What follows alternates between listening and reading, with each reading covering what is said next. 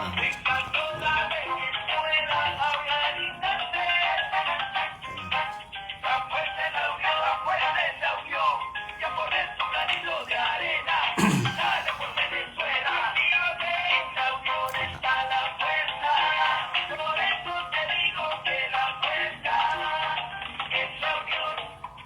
Muy buenas noches, Venezuela. Bienvenidos todos a este su espacio. La Fuerza es la Unión, una tribuna abierta de la sociedad democrática venezolana para compartir con todos ustedes, más allá de cualquier distinto puntual, partidista o ideológico, la angustia, la preocupación, la justa indignación por lo que ocurre en nuestro país y también la certeza, la confianza, la esperanza de que trabajando juntos, de que remando unidos en la misma dirección, seremos capaces de construir la Venezuela de trabajo y de respeto, la Venezuela con alimentos y con medicinas, la Venezuela con democracia y con libertad, que todos necesitamos y que ciertamente todos merecemos. La Fuerza es la Unión es una presentación de frigoríficos NIS, el placer de la carne, ubicado en la planta baja del mercado municipal de Chacao. Es también una presentación de Supermercado Madrid, ubicado en la calle Páez de Chacao, diagonal a la Plaza Bolívar de ese municipio. Miren, hay una cosa que yo quisiera compartir con ustedes, un detalle que yo quisiera compartir con ustedes, que tiene que ver no con la agenda informativa, sino con la manera como nosotros nos aproximamos a las informaciones, la manera como nosotros procesamos las informaciones. Antes de Internet, antes de las redes sociales, todo era una narración. Las canciones eran una narración, eran una historia. Las religiones eran una narración, ¿no? En el principio era el verbo, entonces te explicaban el surgimiento del cielo y de la tierra, etcétera, ¿no?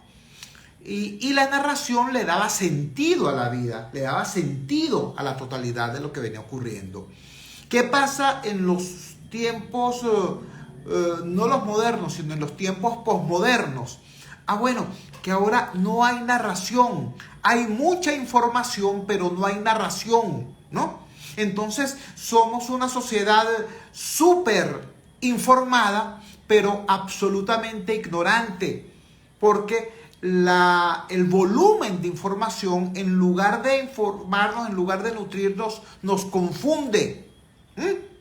Porque no estamos educados para correlacionar un dato con el otro y obtener entonces una síntesis nutritiva, una síntesis que nos alimente desde el punto de vista del conocimiento. Simplemente son datos, son cuentos, son anécdotas, ¿no? Es como meterse, ¿qué te digo yo? Pues, en cualquier red social, ¿no? Son tantos los mensajes que tú terminas saturado, pero no necesariamente informado. ¿Por qué les digo esto? Mire, porque hoy llegaron dos informaciones de manera prácticamente simultánea. Y son informaciones que estamos obligados a correlacionar si queremos ser gente pensante. En la cuenta de la plataforma petrolera independiente, @PIP_2022 oficial, nos informan que el pasado 1 de octubre, el señor Rómulo Hernández López, cédula de identidad 3.394.030, jubilado de PDVSA, falleció.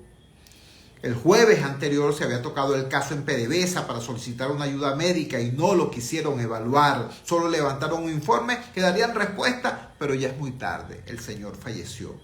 Este reporte está acompañado de un video donde se ve al señor, no estoy seguro de si ya cadáver o si agonizando. En todo caso, lo que sí quiero es darle a sus familiares, a sus colegas, a sus amigos y sobre todo a sus compañeros que están en la misma situación que él, los compañeros que están en la condición de jubilados, queriendo reclamar o reclamando efectivamente sus derechos, el pago de sus recursos que que debieran estar en el fondo de jubilación y que fueron robados por unos ladrones de cuello rojo. Bueno, esa es la primera información, la muerte de este compatriota, la muerte de este ciudadano. Una segunda información se conoció hoy también, y se conoció porque fue investigada en Europa y porque fue publicada en un medio español, en El País de Madrid. Dice así: la red que saqueó PDVSA regaló un apartamento de $1 millón a una Miss Venezuela. Según el diario El País de Madrid, el testaferro de la trama pagó una propiedad en Caracas a la modelo Claudia Paola Suárez y adquirió una vivienda de lujo en Miami de $5.3 millones. La modelo, que representó a Venezuela en el certamen Miss Mundo del año 2007, Claudia Paola Suárez Fernández, fue agasajada por la trama que saqueó $2.000 millones de la principal firma estatal de su país, Petróleos de Venezuela S.A., PDVSA. El empresario Luis Mariano Rodríguez Cabello, presunto testaferro de la red, regaló en el año 2010 a esta reina de belleza un apartamento de $950.000 en el edificio Parque Residencial Campo de Oro de Caracas, según se desprende de un informe confidencial de la Unidad de Inteligencia Financiera de Andorra, al que ha tenido acceso el diario El País. ¿Qué les puedo decir? ¿Qué les puedo decir? Les puedo decir que mientras esta investigación periodística, este documento de la Unidad de Inteligencia Financiera de Andorra revela este dato, ¿no? Como esta persona, este supuesto empresario, presunto testaferro de aquella banda donde estaba el señor Diego Salazar, donde estaba el señor Rafael Ramírez, etcétera, que habrían esquilmado $2.000 millones, entre otra gran cantidad de bienes, por cierto, y habrían utilizado la banca privada de Andorra como lugar para guardar y lavar ese dinero. Mientras ellos están así, ¿no? Mientras ellos estuvieron así, mientras los recursos de todos los venezolanos y sobre todo de los trabajadores de PDVSA, de los jubilados de PDVSA, eran utilizados para esto, pues el señor le quiso hacer un regalito pues a esa dama. ¿A cuenta de qué? ¿Qué relación tendrían? Que este era el sugar de la señora X. No lo sabremos. Lo que sí sabemos, gracias a esta investigación, es que este señor le regaló a esta dama una vivienda de casi $1 millón, o por lo menos eso fue lo que apareció como dinero cancelado allí. Y que además de eso adquirió una vivienda de lujo en Miami de $5.3 millones. Mientras el señor Ramón moría. Si ustedes ven la cuenta de la plataforma independiente petrolera y ven el estado en que estaba el señor Ramón cuando falleció, era un esqueleto recubierto de pellejo.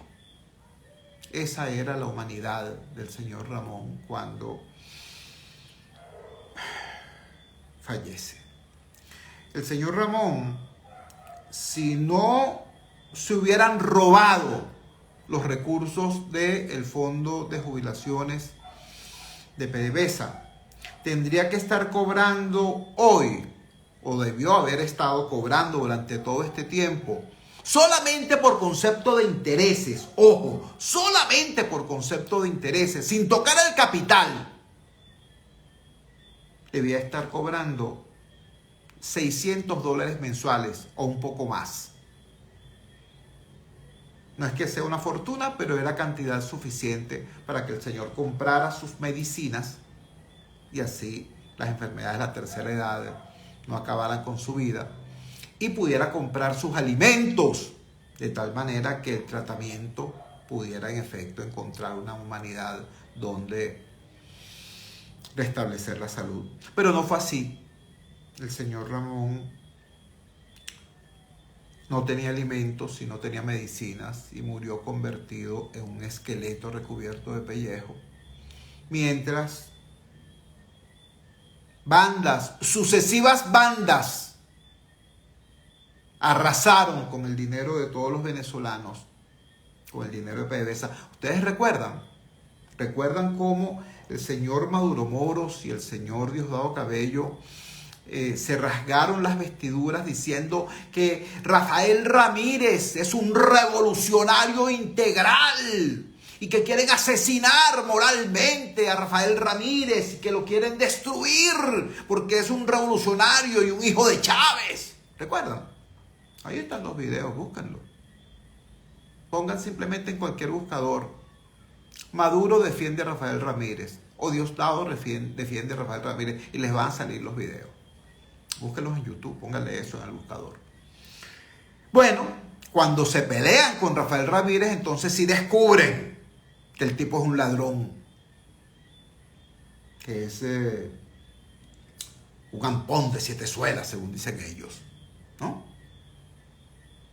Pero sale aquel dineral, ¿ves? Y nadie pudo, o nadie ha podido aún recuperarlo, ¿ves? Y lo más curioso es que una de las personas que señalaba que Rafael Ramírez era un ladrón y un corrupto y que había desvalijado a PDVSA, una de las personas que dijo eso, después que descubrieron el asunto, después que se pelearon con Rafael Ramírez, una de las personas que lo señalaba con el dedo enérgicamente era Tarek El Al-Saimi. Y así estaba Tarek El Al-Saimi, denunciándolo, hasta que, repito, resulta que ponen presos a todos los ayudantes de Tarek El Al-Saimi, ¿no? Y desaparece Tarek El Al-Saimi de la escena pública, sin que se sepa hasta el día de hoy dónde está, ni qué está haciendo, ni si está siendo investigado. Y nuevamente desaparecen pues 23.000 millones de dólares, poco más, poco menos, de acuerdo a lo que dice el mismo gobierno. Y venezolanos como el señor Ramón, ¿no?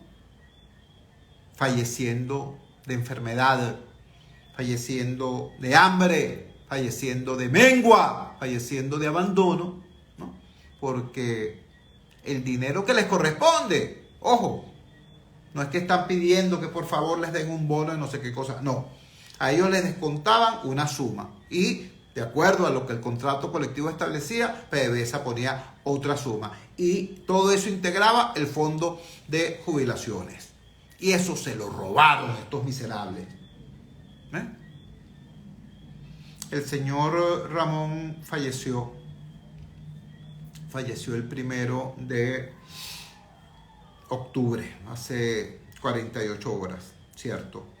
Pero hoy están corriendo también peligro de muerte 8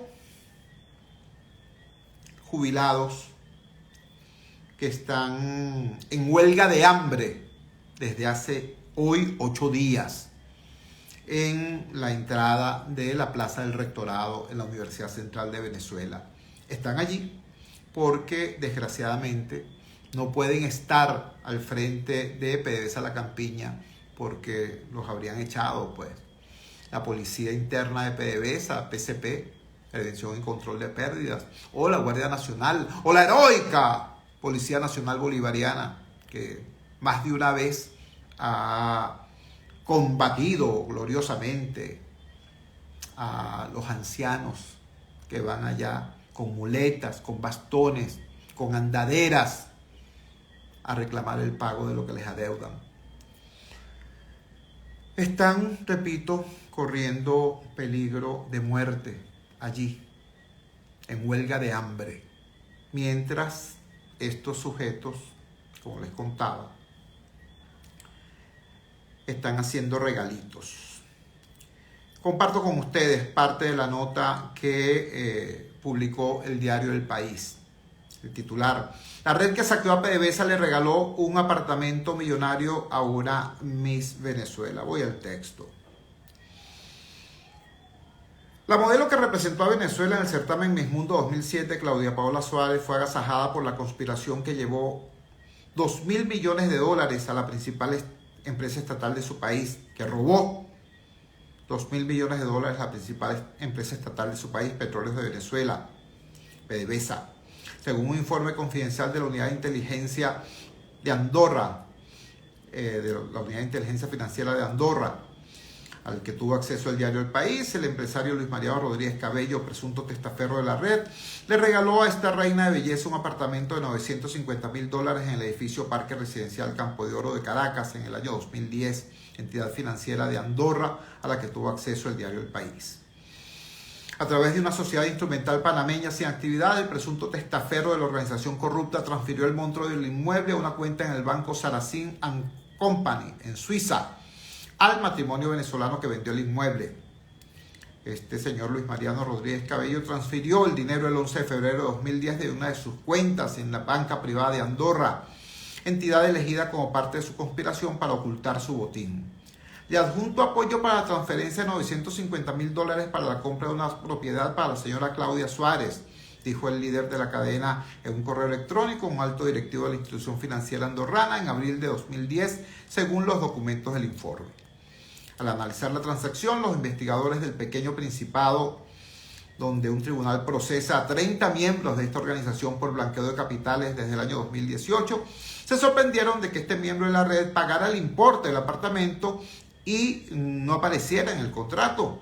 Suárez Fernández quien aparece como comprador es la señora Suárez Fernández. Es sospechoso que Highland, la empresa falsa, ordenara el traslado, pero ni esta empresa ni Rodríguez Cabello aparecen en el contrato de compraventa, advierten agentes de la Unidad de Inteligencia Financiera en este informe confidencial de noviembre de 2022. Bueno, aparecen muchos otros documentos aquí, copias de pasaportes, etcétera, etcétera. Datos sobre otras transacciones. Lo que sí quiero decirles es que mientras estos sujetos se rumbeaban impunemente el dinero de todos los venezolanos, el dinero producido por los trabajadores petroleros, el dinero de los jubilados y pensionados de PDVSA, mientras eso ocurría, los trabajadores y los jubilados de PDVSA transitaban ese calvario que llevó a la muerte a este venezolano, al señor Ramón, y que colocó en peligro de muerte al capitán Julián Blanco y a sus otros 7 compañeros que están en este instante que yo estoy hablando con ustedes, tirados en unas colchonetas, en unas sábanas, en huelga de hambre, reclamando lo que es suyo. Cuando son las 8:17 de la noche capitalina, vamos a la siguiente pausa comercial y ya regresamos con muchísimo más de La Fuerza. La fuerza es la unión. Información las 24 horas. Programa Seguiré. La música que a usted le gusta. Y como siempre, al lado de su mejor amigo, el pueblo. Por eso y por mucho más, quédate en los 670 AM de Radio Rumbo. Gigante. Yugo Torrealba. Es la fuerza, es la unión. No olviden ese nombre, Rómulo Hernández López, cédula de identidad 3.394.030, jubilado de PDVSA. Según la plataforma independiente petrolera, la cuenta es @PIP-2022 oficial. Nos informaron que este venezolano falleció el pasado 1 de octubre en medio de una situación terrible y hoy están en peligro de muerte 8 venezolanos más. 8 venezolanos de la tercera edad, por cierto. La huelga de hambre es una medida extrema siempre, pero cuando además se asume por parte de personas que ya han pasado su etapa productiva, cuando son personas de la tercera edad, cuando son personas además que han trabajado toda su vida, estamos hablando de una situación extremadamente delicada. Hoy conversamos con los venezolanos, con los jubilados de PDVSA que están en huelga de hambre. Hoy tuvimos el honor de interactuar con ellos, de escuchar todas sus historias, sus razones para estar arriesgando su vida. Y el capitán de la Marina Mercante, el capitán de remolcador, Julio Blanco, vocero de este grupo de ciudadanos, nos dio para las Fuerzas de la Unión un sonido exclusivo para que ustedes, la audiencia de este programa, la audiencia de Radio Rumbos, se enterara de por qué están arriesgando su vida de esta manera. Escuchemos de inmediato entonces el testimonio que el capitán Julio Blanco nos dio para las Fuerzas de la Unión. Escuchemos. Vamos a conversar con el capitán Julio Blanco. El capitán Julio Blanco estuvo en la huelga de hambre del 12 de septiembre, allá frente a PDVSA La Campiña, y hoy se encuentra junto con sus compañeros en la Universidad Central de Venezuela en huelga de hambre. Esto lo estamos grabando hoy 3 de octubre, del mismo día que salió en la prensa mundial la información sobre, una nueva hazaña de los que saquearon a PDVSA, un testaferro que le regaló a una ex Miss Venezuela un apartamentico de $1 millón, mientras han hecho fruta y maraca, como decía mi difunta madre, con el dinero de PDVSA. Estos honestos trabajadores que le han dado toda su vida a nuestra estatal petrolera tienen que declararse en huelga de hambre para reclamar lo que es suyo. Capitán Julio Blanco, cuéntenos, ¿cuál es el saldo cuando ya tienen ustedes hoy 8 días en huelga de hambre? Bueno, estamos acá guerreando con la bota puesta porque obviamente después de 8 días sin ingerir ningún tipo de alimento sólido, nuestro cuerpo se va debilitando, estamos débiles, pero eso sí, tenemos la voluntad de continuar para adelante en la lucha porque es un dinero nuestro, tenemos que reclamar nuestro derecho, porque el derecho que no se reclama, derecho que se pierde. Por favor, recuerden a nuestra audiencia el origen del reclamo, porque como en este país el gobierno se lo pasa diciendo que se va a regalar un bono aquí, que se va a regalar un bono acá, recuerden a nuestra audiencia el origen del reclamo, porque ustedes no están pidiendo que les regalen nada precisamente. El origen del reclamo viene desde que éramos trabajadores activos, donde a una cuenta de capitalización individual, el trabajador activo aportaba el 3% y PDVSA aportaba el 9% para un 12% anual.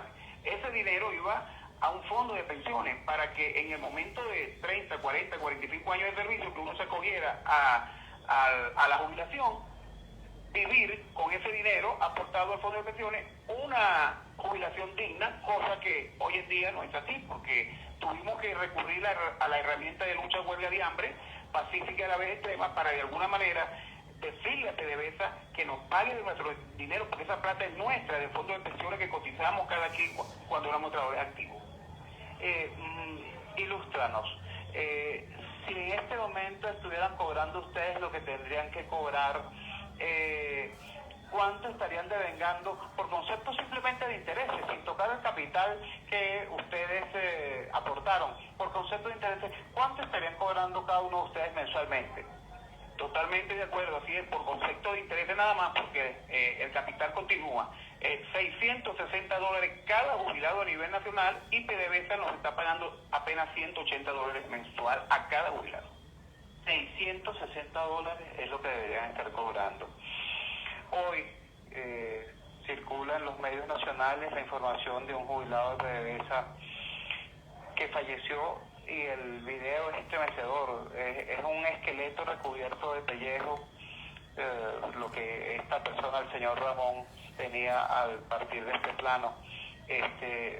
Al llegar acá a rectorado de la OCDE y conversar con los huelguistas, me dicen que sí, que es muy lamentable, pero que no es el único caso de un fallecido en días recientes. Cuéntanos, Julio. Sí, han fallecido varios jubilados en estos días, sin lugar a dudas.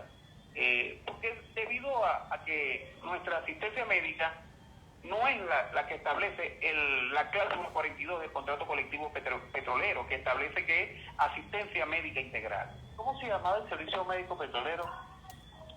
Asistencia médica integral, que nos cubría todo en general. Y está parado bajo, repito, la cláusula 42 del contrato colectivo petrolero. Pero ¿qué resulta? Que eso ahorita el gobierno y nuestro sindicato, el que abarca todos los trabajadores activos a nivel nacional, la FUTEP, no hace el trabajo que debe hacer. Entonces ahora tienen una asistencia médica que se llama CEGESA, que no es muy eficiente, es por medio de llamadas, esto es prácticamente una lotería. Yo creo que es prudente recordarle a nuestra audiencia que lo pueden googlear, no me crean, si quieren googleenlo, hace aproximadamente 25 años o algo así, hubo una huelga de los trabajadores petroleros en el Mar del Norte, los trabajadores de las compañías británicas, porque ellos querían un servicio de salud como el que tenían los trabajadores petroleros venezolanos, de pierna. Y desgraciadamente ese servicio espectacular fue desmantelado. Si en este momento le estuviera escuchando las personas que tienen en sus manos las palancas del poder, desde el presidente de PDVSA Telechea hasta el presidente de la República, Maduro, ¿cuál sería su llamado? El llamado sería que se aboquen al llamado que le estamos haciendo desde acá, desde la Universidad Central de Venezuela, porque yo quiero recordarle que en el 2002, cuando el paro petrolero, nosotros que éramos trabajadores activos, nos llamaron, nos felicitaron y nos dijeron que éramos héroes. Ahora resulta, en el 2023, que ahora no les interesa nada a PDVSA el estado de sus trabajadores jubilados hoy en día.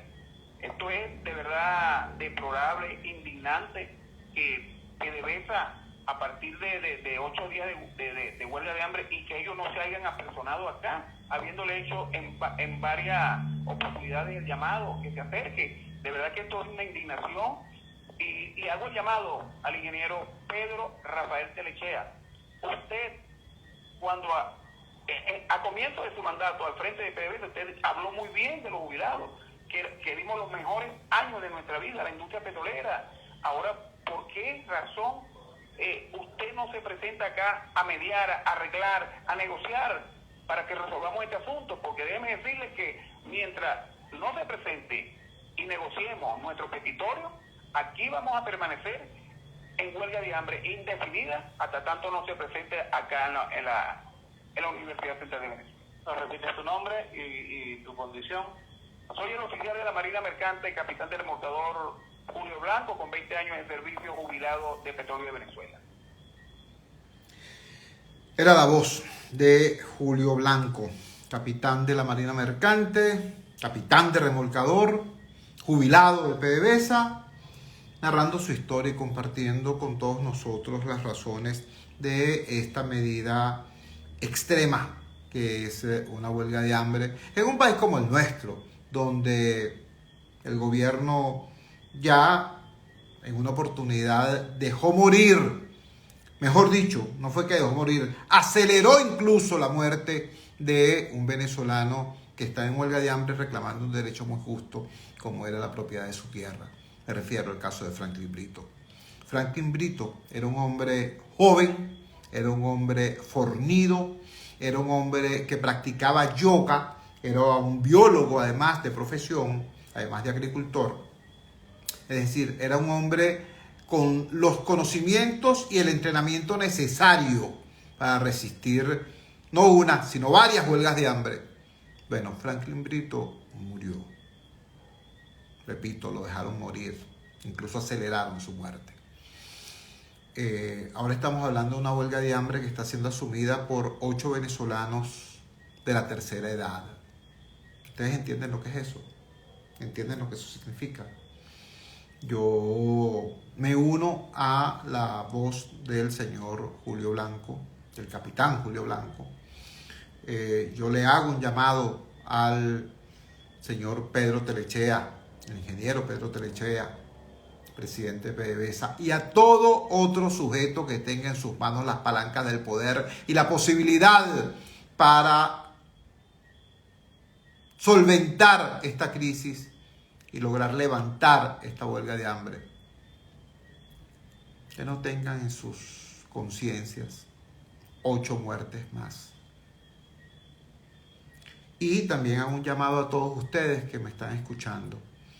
Los huelguistas necesitan suero fisiológico, los huelguistas necesitan agua, es lo único que consumen, lo necesitan, y es muy importante que se lo hagamos llegar. Ellos tienen la asistencia, gracias a Dios, de los bomberos universitarios, que 3 veces al día los chequean sus signos vitales, gracias a Dios. Pero, repito, necesitan suero fisiológico, necesitan agua, y están allí en la Universidad Central de Venezuela, en la entrada de la Plaza del Rectorado. Es muy fácil ubicarlos, es muy fácil verlos. Repito, si cualquiera de ustedes, una botella de agua, una botella de suero fisiológico, pueden acercarse hasta allá. Creo que es un gesto que va a ser extraordinariamente agradecido. Cuando son las 8:31 de la noche capitalina, vamos a la siguiente pausa comercial. Vamos a identificar la valiente señal del gigante Rumbos y ya regresamos con muchísimo más de La Fuerza. La fuerza es la unión. Ya regresamos con La Fuerza es la Unión. Radio Rumbos en Caracas. Fuerte, ¿no? Sí, bastante fuerte. La emisora de Venezuela.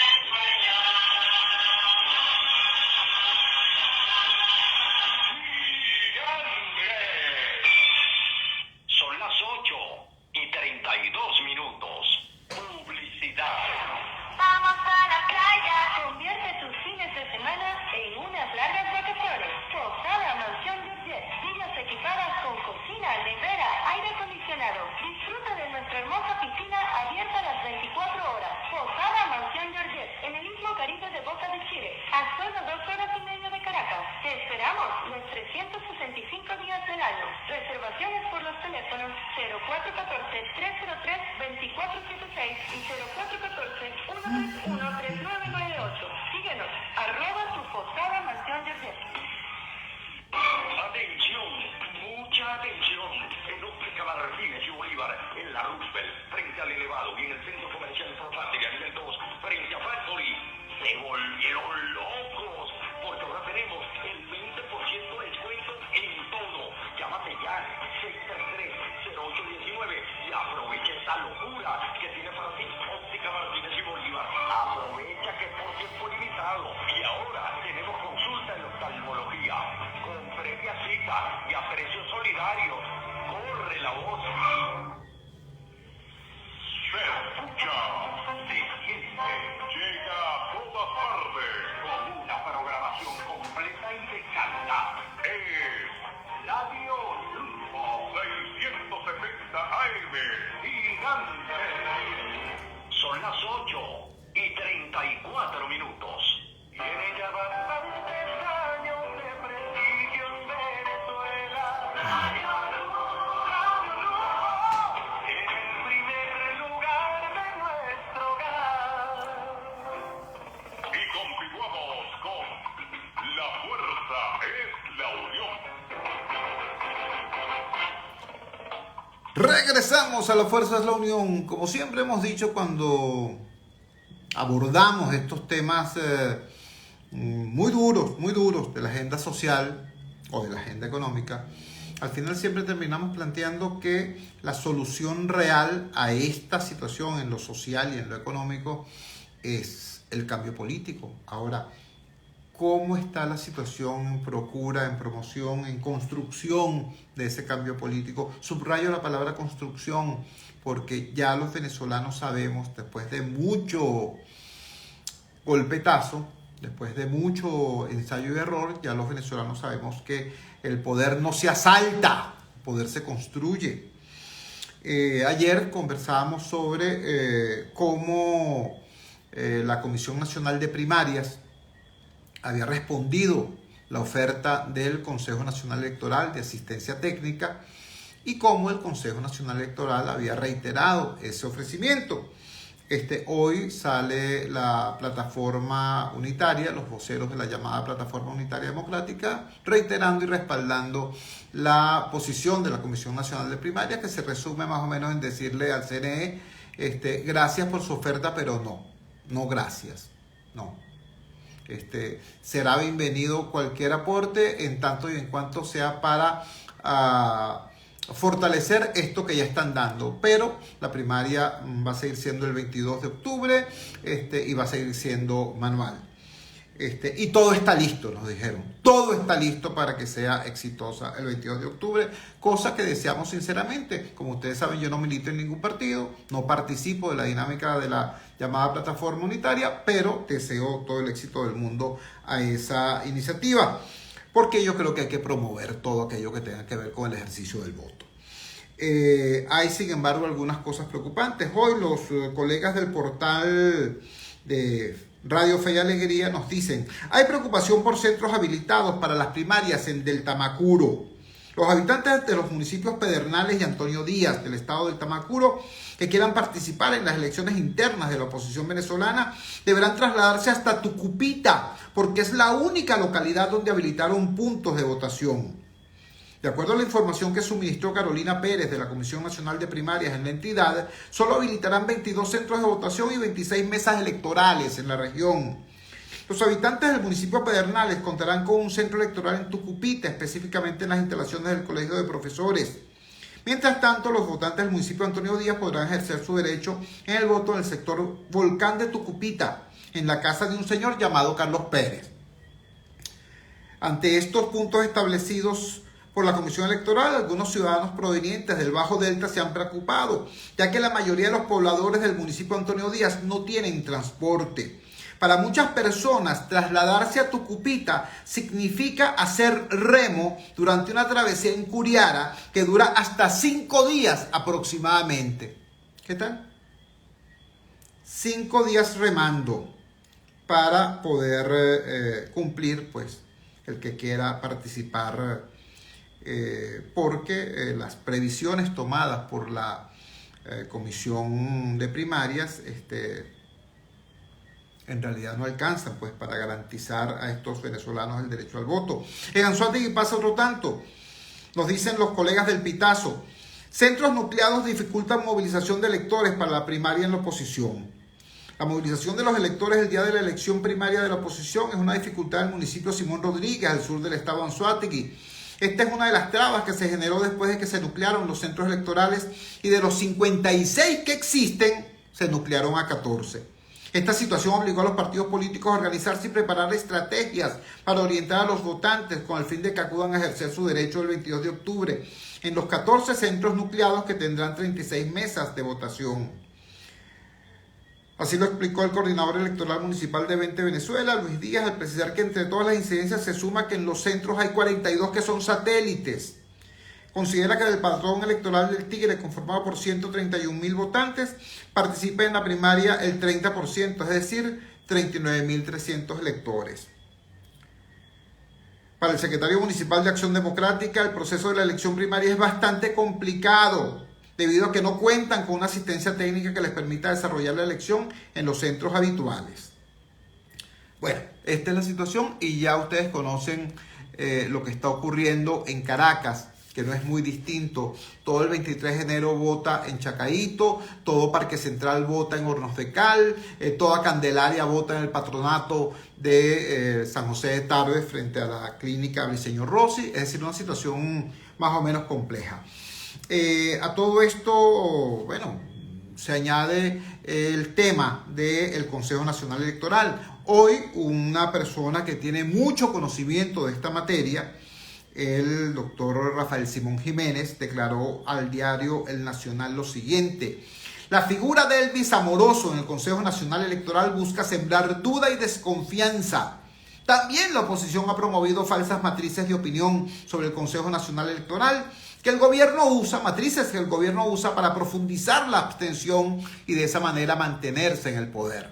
Tenemos en línea precisamente al doctor Rafael Simón Jiménez, ex vicepresidente del Consejo Nacional Electoral. Rafael Simón, gracias por atender nuestra llamada desde Gigante Rumbo. Muy buenas noches.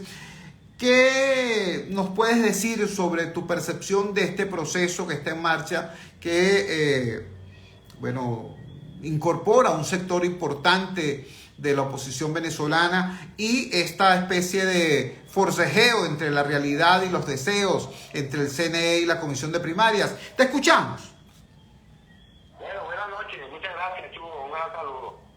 Mira, yo creo que es una enorme ingenuidad de un liderazgo que tiene una experiencia de fracaso de 24 años pensar que con este gobierno en el poder, y sobre todo con este gobierno pensando en el 2024, en la precariedad del apoyo popular que tienen, las primarias se iban a hacer, digamos, en un clima de paz, de concordia. Y yo me he agotado mi capacidad pedagógica de maestro de escuela que fui, explicando que nosotros no estamos contra las primarias. Las primarias son un método democrático, inclusivo, participativo, todo lo que tú quieras, todas las virtudes que pueda tener. El tema son las primarias colocadas en el contexto de la realidad actual del país y sobre todo de eso que nos enseñaron a nosotros de chiquitos cada vez que se iba a trazar una estrategia, que es lo que llaman la naturaleza del adversario. ¿A quién te estás tú enfrentando? Y evidentemente estás enfrentando un gobierno inescrupuloso, un gobierno que no ahorra, digamos, ningún género de zanahoria y garrote, porque esa es su práctica. El que no lo compra lo reprimen o lo amenazan con violencia o lo ponen preso. Entonces,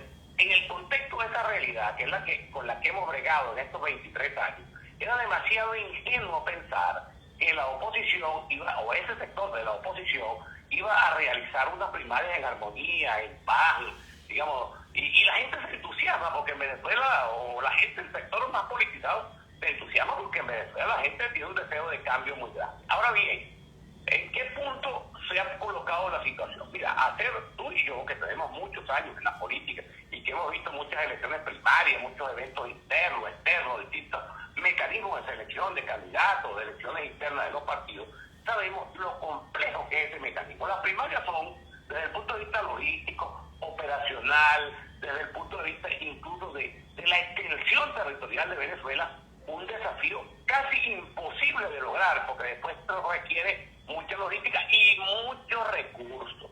En el 2012, cuando la oposición hizo un proceso de elecciones primarias para seleccionar sus candidatos entre Pablo Pérez y Enrique Capriles, fundamentalmente, a pesar de que había otras opciones, lo hizo con el apoyo del CNE, que en ese momento, no estaría, Chávez estaba muy confiado, Chávez todavía tenía mucha fortaleza popular y seguramente el Consejo Nacional Electoral contribuyó, colaboró o prestó la asistencia técnica. Pero en la actual situación, te repito, es ingenuo pensar que el Consejo Nacional Electoral se va a involucrar en ese proceso, digamos, de buena fe. Y fíjate tú, yo, cómo han evolucionado las cosas. Un poco, yo creo que la gente tiene, digamos, la secuencia, pero para recordar, la Comisión Nacional de Primaria requiere o solicita del Consejo Nacional Electoral el apoyo técnico. En ese momento, hace 5 meses, se produce el vacío en la dirección del ente electoral, el ente rector electoral, porque es la selección, la escogencia de la nueva directiva. Con 5 meses de atraso, el nuevo cuerpo rectoral del CNE contesta diciendo que está dispuesto a prestar esa ayuda y esa solicitud. Bueno, ok, yo creo que allí, por supuesto, entonces tú te enfrentas a un dilema que, ¿cómo crees tú en la buena fe de una gente que reiteradamente se ha comportado, digamos, con ausencia absoluta de escrúpulos y apelando, digamos, sin ningún tipo de convenimiento moral a lo que sea? Porque si se trataba entonces de hacerlo de buena fe, a mí me parece una tontería, por ejemplo, que la Comisión Nacional de Primaria, claro, la Comisión Nacional de Primaria al final es un ente, como ellos mismos lo recalcan, subordinado a los candidatos y a los partidos que forman parte o que integran esas plataformas. Pero a mí me parece una inmensa tontería de haber sido de buena fe que la Comisión Nacional de Primaria rechazara el apoyo técnico del CNE en los términos en que estaba planteado. Claro, entonces tú te guías, porque siempre en estas cosas hay un hilo conductor. Cuando tú oyes al señor Diosdado Cabello en el reality show, que no hay que dejarlo oír, porque el reality show tiene muy buena información, porque la información no son patriotas cooperantes, su información es el IEFIN, es el PELIN, es todos estos mecanismos, y seguramente la inteligencia cubana que cuenta el gobierno. Bueno, ¿qué dijo el señor Cabello? Porque había que comenzar de nuevo todo el proceso en cortos plazos, pero por ejemplo comenzar por las postulaciones. Entonces, ¿qué dijo el señor Cabello? El señor Cabello dice, bueno, cuando se vayan a postular los candidatos inhabilitados, el pitico hará pi. Es decir, yo creo que eso iba para un nuevo enredo, por cierto, favorecido por la propia estrategia opositora de postular candidatos que se sabe, vamos a decirlo coloquialmente, que no van para el baile. Porque yo lo he repetido y yo no sé por qué la gente, mira, yo agoto mi capacidad pedagógica y explicativa. Nosotros estamos en contra, estas inhabilitaciones son inconstitucionales, ilegales, brutales, todo lo que tú quieras, pero es una realidad. Esos candidatos no van a poder competir ni postularse como candidatos de cara al 2024, a menos de que antes, digamos, Dios desde el cielo haga un efecto sobrenatural. Entonces, es lo que nosotros le hemos venido reclamando, Chugo, a esa dirección opositora: sensatez, racionalidad, constricción, deseo de corregir 23 años de errores que han permitido la prolongación de la tragedia social, de toda esta situación de calamidad en que vive el pueblo de Venezuela. Para entender una cosa que no es que yo la diga, porque no es la opinión de Rafael Simón Jiménez, ni es la opinión de fulano de tal, es la experiencia que se ha acumulado a lo largo del mundo. Mira, John Magdaleno suele referir no sé cuántos, cientos y tantos procesos de transición que han habido en situaciones iguales o peores que las que vimos en Venezuela. Situaciones de tránsito de la dictadura a la democracia, de la partida a la democracia, del comunismo a la democracia, de la dictadura genocida del pueblo duro a la democracia. Y en todos esos procesos, cientos y tantos procesos en el mundo, la dirección opositora, la dirección de las fuerzas alternativas, la dirección que pugna por el cambio, ha sido capaz de escoger un candidato que ha sido el candidato para la transición, con un mandato incluso específico para el restablecimiento de la democracia, para el restablecimiento de las instituciones, para crear un clima de convivencia, es decir, para las tareas más urgentes que permitan que en Venezuela vuelva a haber un clima democrático donde se pueda entonces competir en igualdad de oportunidades, donde cada quien tenga derecho, digamos, a colocar por delante sus aspiraciones. Pero en la situación actual de Venezuela es un error imperdonable, te repito, que la dirección opositora persista, a pesar de que dicen, uno ya sabe mea culpa, la última mea culpa está de Manuel Rosales, que ojalá sea verdad. Yo con Manuel Rosales lo que tengo es amistad y gracia. Y bueno, alguien tenía que decir eso. Creo que también ya lo había dicho Carlos Prosperio, porque la verdad es que después de tantos errores, no tener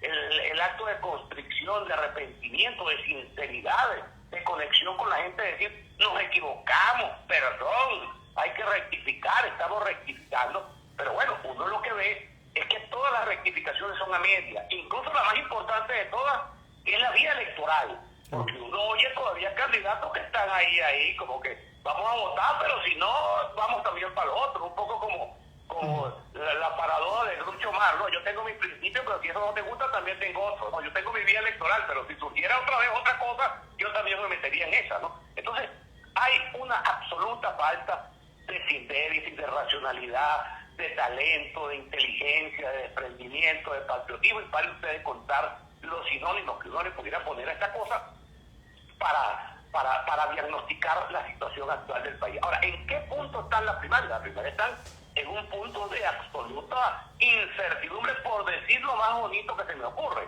Porque no es solamente el nuevo conflicto, porque ahora hay esta opinión sobrevenida, vertida en el comunicado y en la rueda de prensa ayer por el directorio del CNE, de que el CNE tiene prácticamente el monopolio para realizar las elecciones en las organizaciones políticas. Esa es una interpretación o un criterio absolutamente sobrevenido, porque la Constitución venezolana tiene vigente desde 1992 y jamás había colocado sobre la mesa ese argumento. Pero además, es bueno recordar que contra la primaria existe, mira lo que existe para hacer, porque a veces se pierde la perspectiva.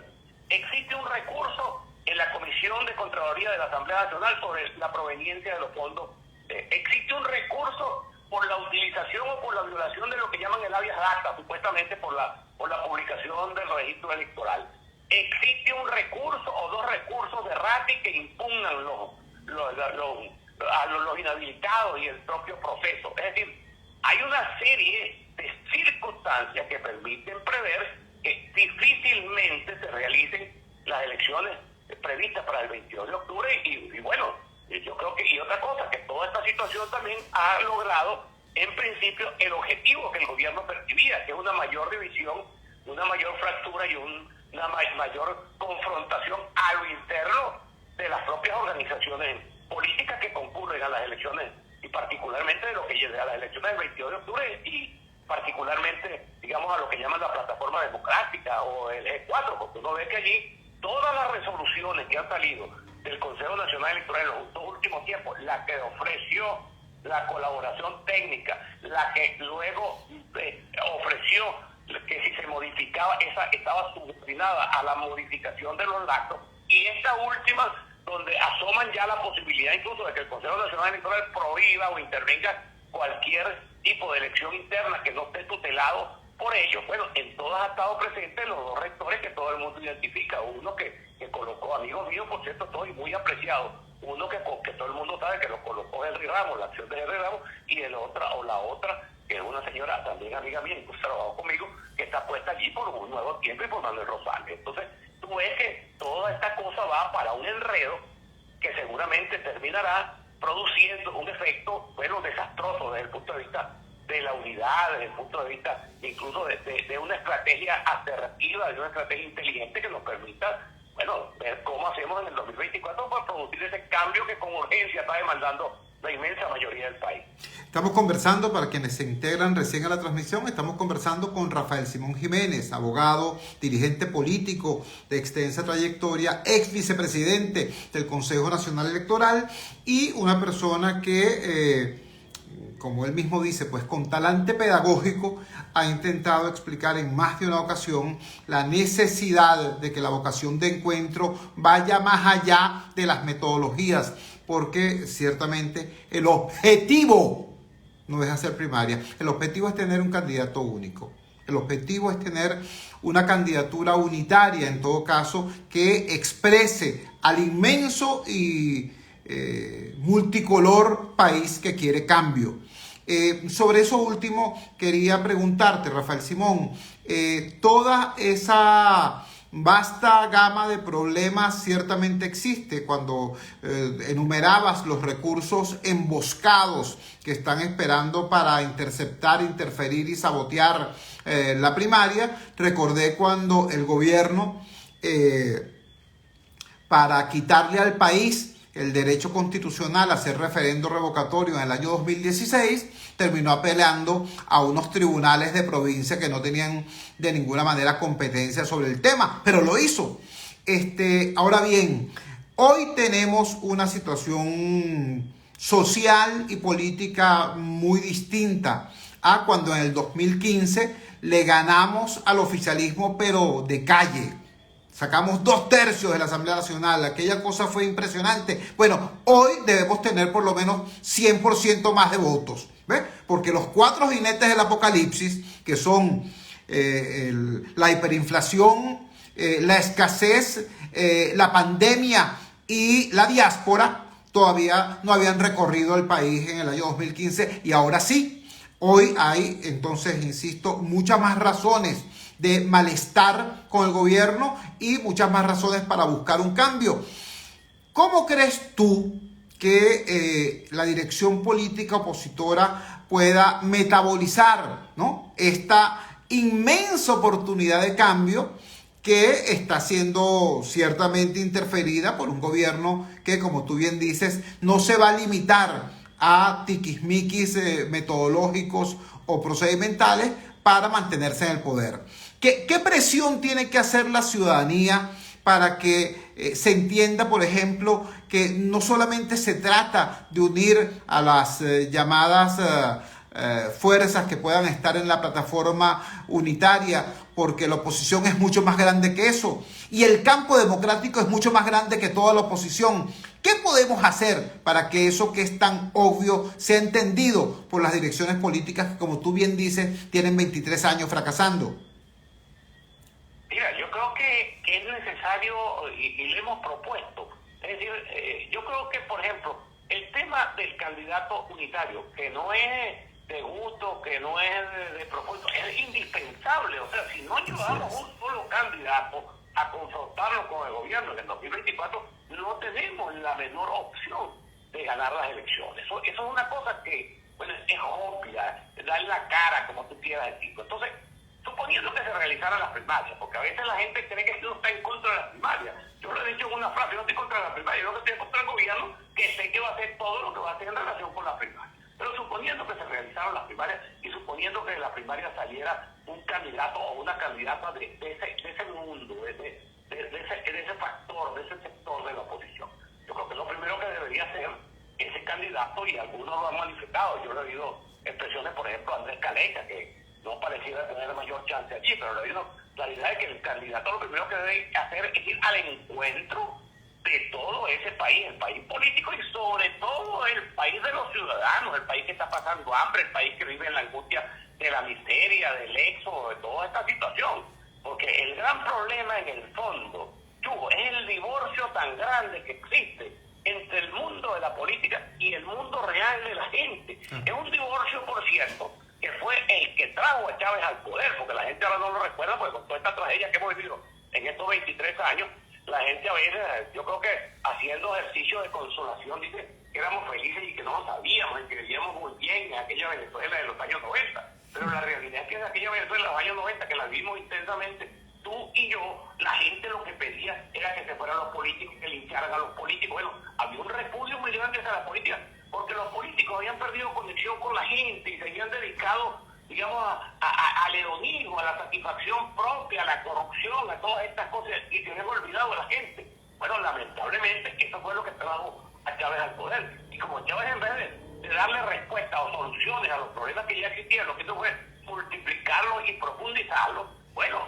pero los partidos hoy, incluyendo el propio partido de gobierno, que es un gobierno, que es un partido paraestatal, que vive de las dádivas y que vive de los mecanismos gubernamentales, bueno, tienen una desconexión absoluta con la gente. Y tú lo ves en estos mismos temas en que tratamos, porque uno es parte de ese país político, uno no puede engañarse, ni puede estar haciendo, digamos, ejercicio de fingir cosas, ¿no?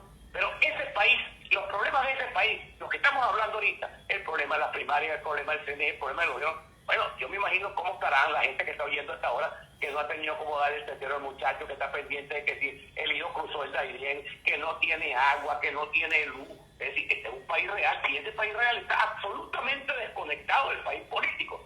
Y la primera cosa, el primer efecto que debería hacer un candidato, primero es ir, por supuesto, buscar ampliar lo más posible su base de apoyo político desde el punto de vista partidista y desde el punto de vista de los factores opositores, pero ir al encuentro de ese país. Ir al encuentro de ese país significa reconectar con la gente, ir a los espacios sociales. Bueno, tú en eso eres, yo no te voy a hablar de eso, porque tú en eso conoces más a fondo, porque estás permanentemente en esos espacios donde la gente lucha, donde la gente sufre, donde la gente reclama sus reivindicaciones, pero ese es un espacio, el espacio de 25 millones de venezolanos que está absolutamente al margen y que repudia más bien, porque se ha ido formando con buenas razones el criterio de que los políticos no sirven para nada, de que lo que sirve es para eso, para un bochito, para dividir sus intereses, para buscar sus aspiraciones, para darle rienda suelta, digamos, a sus egos y a la realización de sus vanidades, y que no se ocupan de la gente. Entonces, el problema es bien complejo, solo que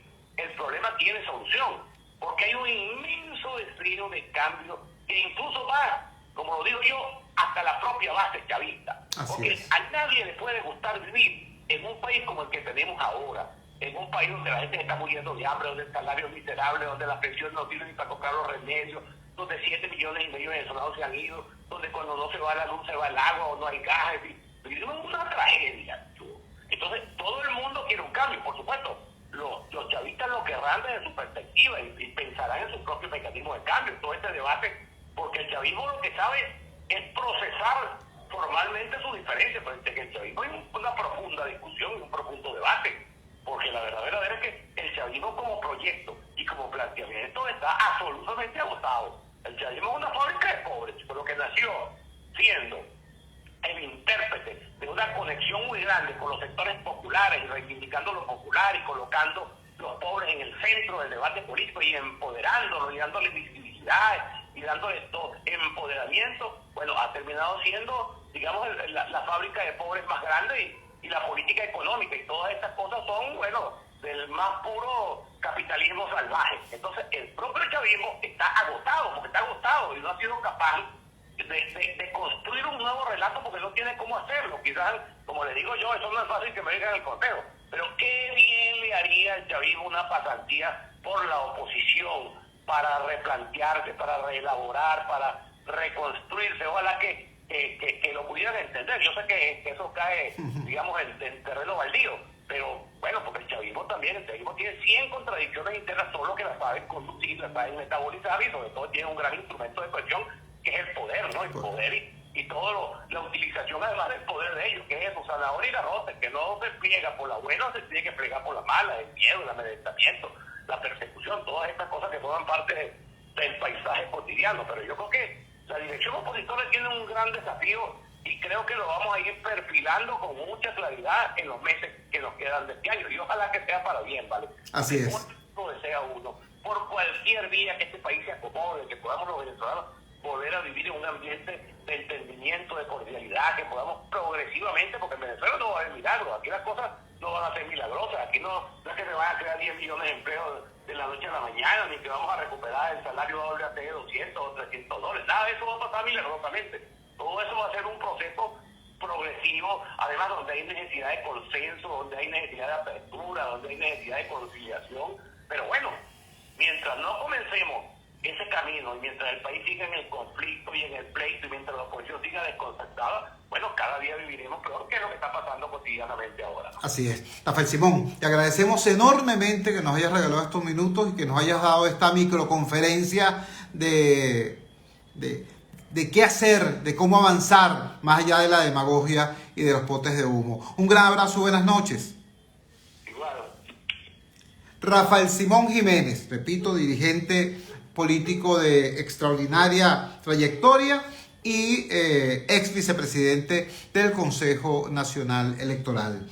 Cuando son las 9:01 los despedimos. Trabajamos para ustedes en la presidencia del Gigante Rumbos, la doctora Elsa Siciliano. Al frente de los controles estuvo, como de costumbre, el señor Luis Salazar. Habló para ustedes su amigo, comunicador popular, activista social, ciudadano en lucha por la democracia y por la libertad, Jesús Cho Torrealba. Ahora más que nunca, fuerza Venezuela, porque la fuerza es la unión. Quiero saludar a David García, un pianista venezolano de apenas 16 años, pero es uno de los mejores pianistas del mundo. Está en Panamá. Mi abrazo, mi saludo, mi reconocimiento.